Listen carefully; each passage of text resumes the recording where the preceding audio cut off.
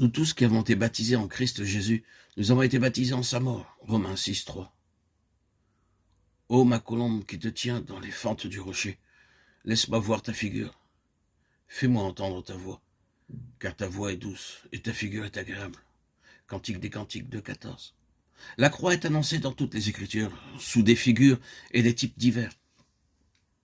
Ainsi, le rocher frappé par Moïse au désert est une figure du Seigneur Jésus-Christ frappé à notre place. Exode 17, 6. Il y a aussi une allusion au Seigneur crucifié dans les paroles de Dieu à Moïse. Je te mettrai dans un creux du rocher et je te couvrirai de ma main jusqu'à ce que j'aie passé. Exode 33, 22. Et voici une nouvelle allusion à la croix, ce rocher des siècles frappé à notre place, dans l'appel du bien-aimé, qui essaye d'attirer au calvaire l'attention de l'âme rachetée. Il veut lui faire comprendre qu'étant une même plante avec lui en sa mort, l'unique retraite, l'unique refuge, c'est son côté percé. Romains 6, 4. Jusque-là, elle a surtout vu en son Seigneur le roi qui a fait sa demeure en elle. Sa pensée ne s'est point arrêtée sur le crucifié, bien qu'elle ait déjà eu quelques aperçus du calvaire, et qu'elle ait accepté de suivre le chemin de la croix.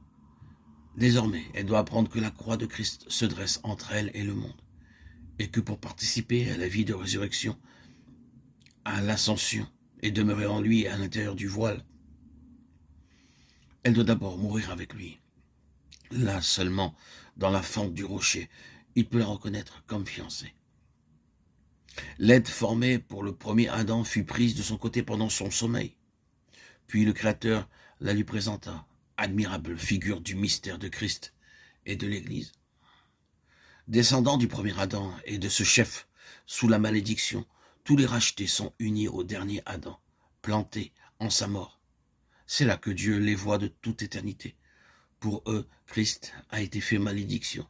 Si un est mort pour tous, tous sont donc morts. 2 Corinthiens 5, 14. Planté en lui, baptisé en sa mort, formé de nombreux membres, l'épouse est prise du côté percé du Seigneur et rendue participante de sa nature divine pour lui être présentée, le moment venu, et partager avec lui le trône. Le bien-aimé s'efforce de détourner vers lui le regard de l'âme qu'il voit occupée dans une direction opposée. Il l'avait détachée des choses extérieures par la manifestation de sa présence en elle. Mais maintenant, il désire qu'elle le contemple extérieurement et dans le sein du Père, bien qu'il demeure toujours en son cœur. Pour le bien-aimé, la voix de l'âme rachetée est douce, et il est heureux de voir son regard se tourner vers lui, comme la fleur qui se tourne vers le soleil, comme l'astre des nuits, fidèle témoin du soleil disparu. Il est heureux de voir ses traits réfléchir la lumière de celui qu'elle aime.